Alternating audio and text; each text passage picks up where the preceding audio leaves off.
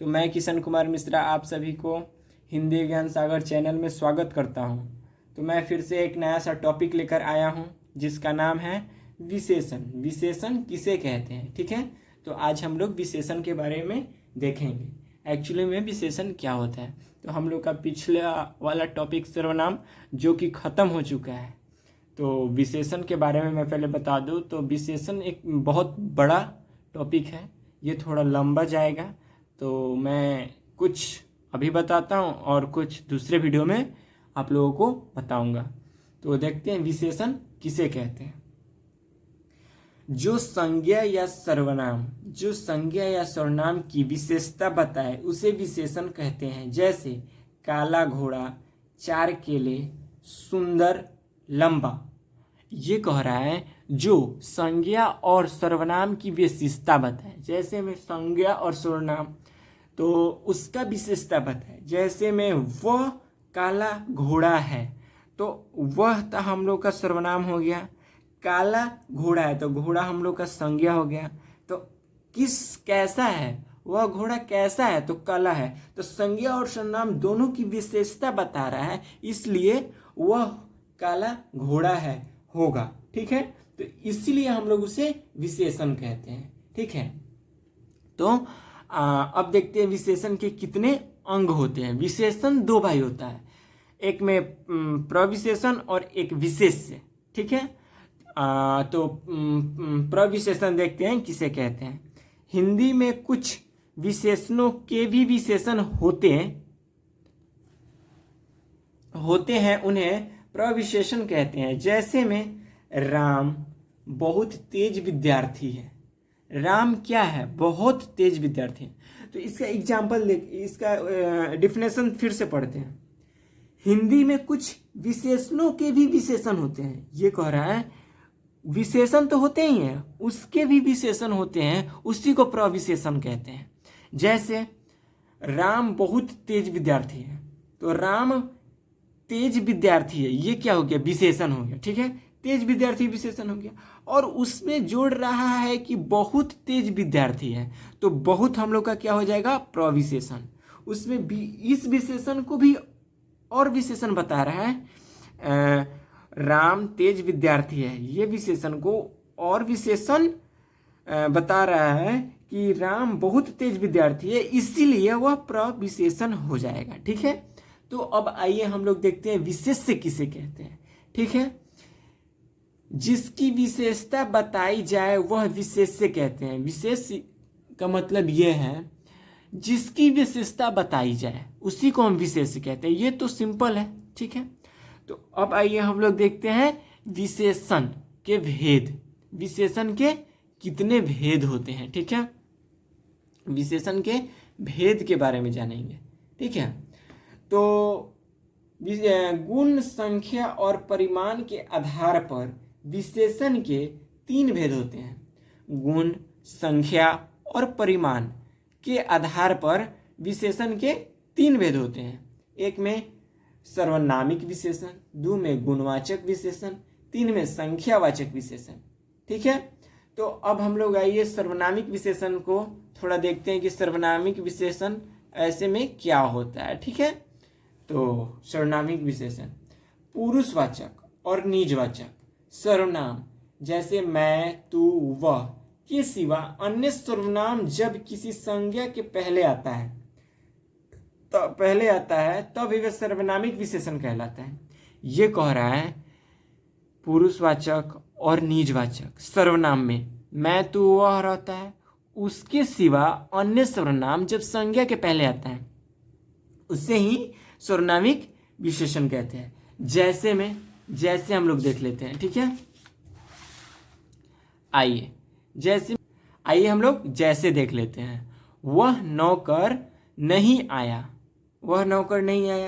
दूसरा, वह घोड़ा अच्छा है, ठीक है।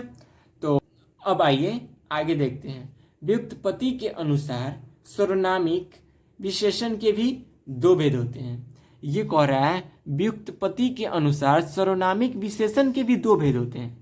एक में मौलिक सर्वनामिक विशेषण, दूसरे में यौगिक सर्वनामिक विशेषण, ठीक है।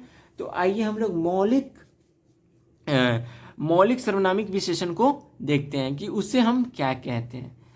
जो बिना रूपांतरण के संज्ञा के पहले आता है, जो बिना रूपांतरण के, बिना रुकावट के संज्ञा के पहले आता है, उसे ही हम लोग मौलिक सर्वनामिक विशेषण कहते हैं। ठीक है, जैसे वह घर, वह लड़का, कोई नौकर। जैसे ये कह रहा है बिना रूपांतरण के, बिना रोके वह संज्ञा के आगे चल जाता है। जैसे संज्ञा तो हम लोगों का हो जाएगा घर, ठीक है, और संज्ञा के आगे क्या है हम लोग का, यह है। तो यह बिना रुकावट के यह लग जा रहा है, उसी को हम लोग मौलिक सर्वनामिक विशेषण कहते हैं। ठीक है, तो अब आइए हम लोग देखते हैं यौगिक सर्वनामिक विशेषण किसे कहते हैं। ठीक है, इसका दूसरा नंबर भेद यौगिक। आइए हम लोग यौगिक सर्वनामिक विशेषण देखते हैं। ठीक है, जो मूल सर्वनामों में प्रत्यय लगाने से बनते हैं, जैसे ऐसा आदमी, कैसा घर, जैसा देश इत्यादि। तो मैं तो पहले ये बता दूं कि यौगिक सर्वनामिक विशेषण को समझने के लिए पहले हम लोगों को प्रत्यय के बारे में जानना पड़ेगा। प्रत्यय क्या होता है, तो हम तो आप लोगों को प्रत्यय पढ़ाए नहीं है, तो इसलिए हम प्रत्यय को, इस टॉपिक को अभी रहने देते हैं। जब हम लोग प्रत्यय पढ़ाएंगे उस समय हम इसको क्लियर कर देंगे। ठीक है, अगर कोई डाउट हो तो हमको आप लोग कमेंट में बोल सकते हैं, हम उसका हल जरूर निकालेंगे। ठीक है, अब आइए हम लोग देखते हैं विशेषण के दूसरे भेद, गुणवाचक विशेषण को। ठीक है, कि गुणवाचक विशेषण किसे कहते हैं। आइए, जिस शब्द से संज्ञा का गुण, दशा, स्वभाव आदि लक्षित हो उसे गुणवाचक विशेषण कहते हैं। ठीक है, तो अब इसके बारे में हम लोग देख लें। विशेषणों में इनकी संख्या सबसे अधिक है। इनके कुछ मुख्य रूप इस प्रकार है। ये कह रहा है विशेषणों में इनकी जो संख्या है वह सबसे अधिक है। जैसे मतलब गुण, दशा, स्वभाव, लक्षित जो है ना, इसके विशेष में जो संख्या है ये बता रहे हैं कि बहुत अधिक है। तो आइए हम लोग उस संख्या को देखते हैं। ठीक है, तो पहला हम लोगों का हो जाएगा काल। ठीक है, काल में क्या क्या आएगा, नया, पुरान, ताजा, भूत, वर्तमान, भविष्य, प्राचीन, ये हो जाएगा। अब आते हैं स्थान में, देखते हैं उजाड़, चौरस, भीतर, बाहरी, पंजाबी, अमेरिकी, भारतीय, गुजराती, ये सब हो जाएगा स्थान में। ठीक है, अब आइए आकार में देखते हैं। ठीक है, गोल, चौकोर, सुडौल, समान, पीता, लंबा, चौड़ा। अब आइए हम लोग रंग में देखते हैं। ठीक है, रंग में लाल, पीला, हरा, सफेद, काला, बैगनी, सुनहरा, चमकीला और धुंधला और फीका। ठीक है, और भी इसके संख्या है। जैसे में यहाँ पे दशा में आपका आएगा दुबला, पतला, मोटापा, भारी, गढ़ा, गीला, सूखा, धना। उसके बाद आएगा गुण, उसके बाद भला, बुरा, उचित, अनुचित, सच्चा, झूठा, पापी। दृष्टव्य में देखते हैं क्या बता रहा है। गुणवाचक विशेषणों में सादृश्यवाचक पद जोड़कर गुणों को कम किया जा सकता है।